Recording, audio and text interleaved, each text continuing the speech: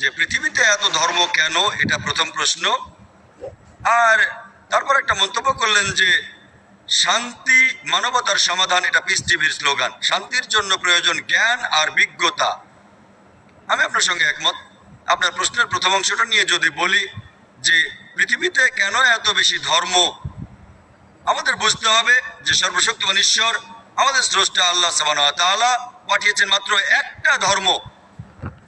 আল্লাহ পবিত্র কোরআনে বলেছেন সূরা আলে ইমরান অধ্যায় নম্বর 3 আয়াত নম্বর 19, ইন্নাদ-দীনা ইনদাল্লাহিল ইসলাম। একমাত্র ধর্ম, একমাত্র জীবন দর্শন যেটা আল্লাহ তাআলার গ্রহণযোগ্য, সেটা আল্লাহ তাআলার কাছে আত্মসমর্পণ করা।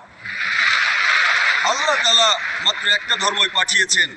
আর যত নবী রাসূল পৃথিবীতে এসেছেন, যেমন ধরেন আদম, ইব্রাহিম, মুসা, ঈসা, মুহাম্মদ, ওনারা সবাই শান্তিতে থাকুন। তারা মানুষকে একটা শিক্ষাই দিয়েছেন